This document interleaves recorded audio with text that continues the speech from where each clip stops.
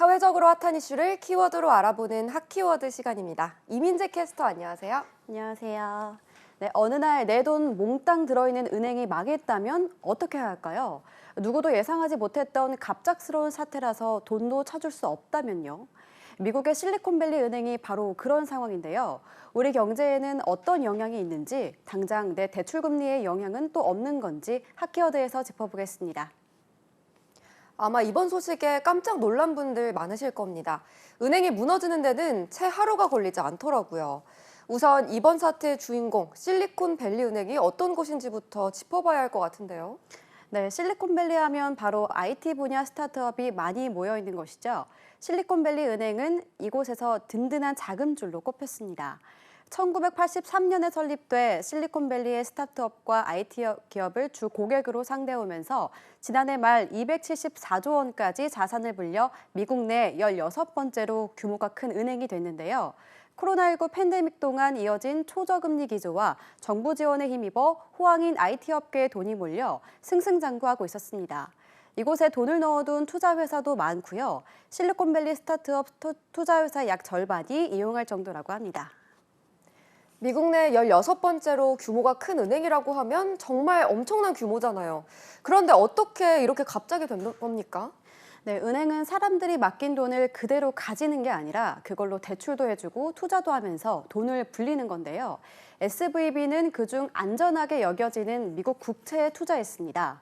그러던 중 지난해부터 미국이 꾸준히 기준금리를 올려왔죠. 그러자 경제가 가라앉고 스타트업에 대한 투자가 줄었습니다. 이렇게 기업이 돈이 없으면 어떻게 하죠? 일단 당장 우선 은행에 저금해 놓은 돈을 찾아서 쓰게 되겠죠. 네, 맞습니다. 스타트업이 실리콘밸리 은행에 맡겨둔 돈을 찾기 시작했고요. 돈을 돌려주기 위해서 은행이 사들였던 국채를 팔아야 하는데 문제는 이때 국채값이 내려갔던 상태였던 겁니다. 하지만 당장 고객이 돈을 찾겠다니 울며 겨자 먹기로 판 거죠. 그 과정에서 2조 원이 넘는 손해를 받고 이게 소문을 돌자 스타트업 기업을 사이에서 돈을 못 돌려받는 건 아닌지 불안감이 커진 겁니다. 그래서 모든 기업이 돈을 찾겠다고 나섰고 은행은 계속 헐값에 금리를 매각하다가 예금 돌려막기를 하다가 두 손을 물어버린 겁니다. 이렇게 해서 이틀 만에 파산하게 된 거군요.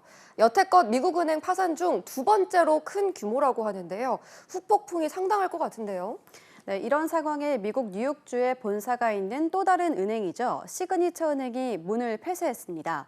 실리콘밸리 은행 파산 이틀만으로 불안감이 커진 고객들의 대량 인출 사태를 뱅크런을 피하지 못한 겁니다.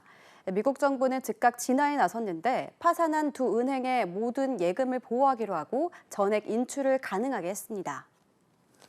다행히 더 큰 피해로 이어지지 않도록 정부가 대처에 나섰는데 이번 사태가 우리 경제엔 어떤 영향을 미칠까요? 네, 우리가 먼 미국의 은행에 이렇게 큰 관심을 갖는 이유는 이 상황이 미국의 기준금리와 밀접하게 연관돼 있기 때문인데요. 우선 미국이 이번 달에 금리를 예상보다 덜 올릴 수 있다, 이런 얘기도 나오고 있습니다. 미 연준은 다음 주 목요일에 기준금리를 다시 결정하게 되는데 원래는 0.5% 인상안을 밝혔는데 철회할 것이란 전망이 우세합니다.